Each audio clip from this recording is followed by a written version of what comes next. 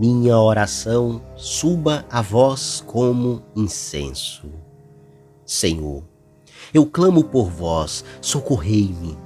Quando eu grito, escutai minha voz. Minha oração suba a vós como incenso, e minhas mãos como oferta da tarde. Ponde uma guarda em minha boca, Senhor, e vigias às portas dos lábios. A vós, Senhor, se dirigem meus olhos, em vós me abrigo, poupai minha vida. Minha oração suba a vós como incenso. Caríssimos, se alguém dentre vós está sofrendo, recorra à oração. Se alguém está alegre, entoe hinos. Se alguém dentre vós estiver doente, mande chamar os presbíteros da igreja, para que orem sobre ele, ungindo-o com o óleo em nome do Senhor. A oração feita com fé salvará o doente, e o Senhor o levantará. No último capítulo de sua carta, São Tiago aborda um tema fundamental na vida comunitária: a oração. Em 6 versículos aparecem 8 termos relativos à oração para sublinhar a importância e a necessidade da oração na vida de uma comunidade. Um membro de uma comunidade que reza por outro membro da mesma comunidade mostra a vida, o sofrimento e a dor compartilhados. Quando tudo é compartilhado, nada fica pesado para uma comunidade. A fé profunda se expressa na oração pessoal, na oração pelos demais e na constância na oração. Pois a fé e a oração são 2 coisas inseparáveis. Quem reza é porque tem fé, e quem tem fé, reza. Nesta última parte de sua carta, São Tiago mostra uma grande confiança no poder da oração. Ele recorda o exemplo do profeta Elias para ilustrar o que a oração de um cristão pode fazer. Assim, Elias, que era um homem semelhante a nós, orou com insistência para que não chovesse, e não houve chuva na terra durante 3 anos e 6 meses.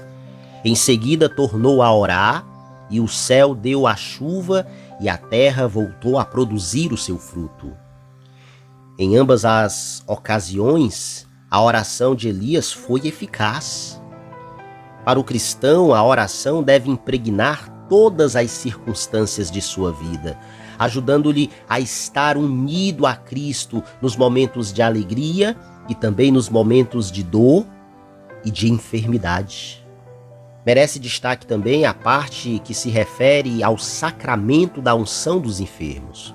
Se alguém dentre vós estiver doente, mande chamar os presbíteros da igreja, os padres, para que orem sobre ele, ungindo-o com o óleo em nome do Senhor.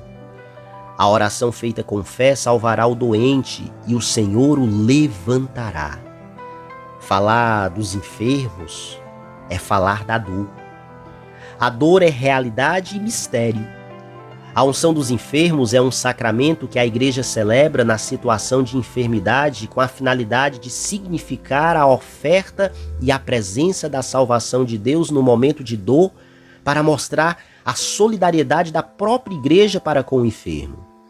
O sacramento da unção dos enfermos é uma maneira de Deus nos dizer que está presente nos momentos de dor e sofrimento, que Ele está conosco.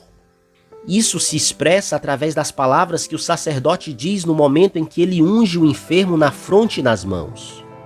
Por esta santa unção e pela sua piíssima misericórdia, o Senhor venha em teu auxílio com a graça do Espírito Santo, para que, liberto dos teus pecados, ele te salve e, na sua bondade, alivie os teus sofrimentos.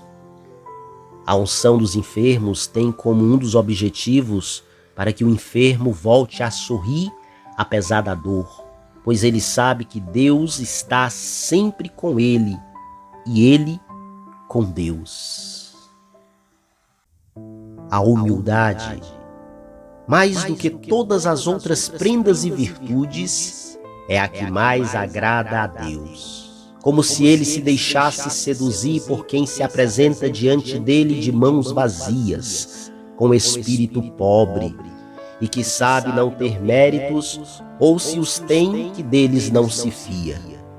Que possamos desejar essa humildade que faz desarmar o Senhor dos Exércitos, que se alegra em derramar-se num abraço paterno sobre os que se lhe entregam como filhos confiantes. O Evangelho de hoje apresenta-nos o belo episódio em que o Senhor acolhe em seu regaço um grupo de criancinhas e repreende os que queriam proibi-las de se acercarem dele. Deixai vir a mim as crianças, não as proibais, porque o reino de Deus é dos que são como elas.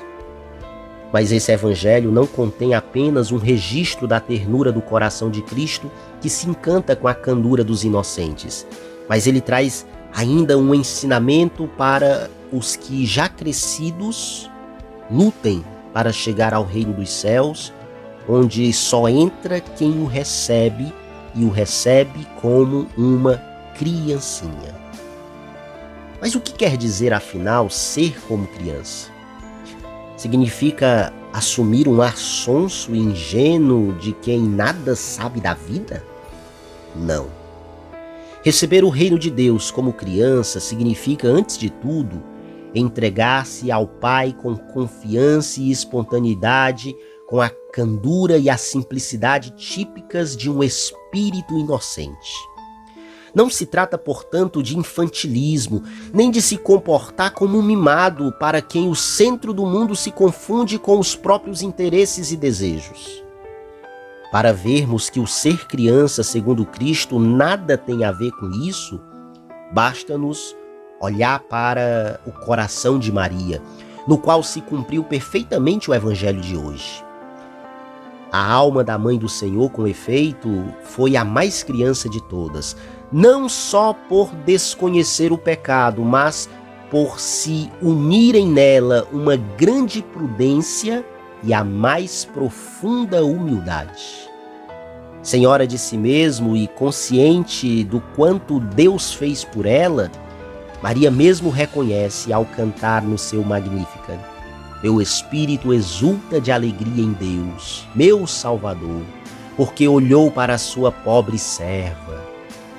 São João Eudes e outros comentaristas chegam inclusive a afirmar que a humildade de Maria, mais do que todas as suas outras prendas e virtudes, é a que mais agrada a Deus, como se ele se deixasse seduzir por quem se apresenta diante dele de mãos vazias, com espírito pobre, que sabe não ter méritos, ou se os tem, que deles não se fia.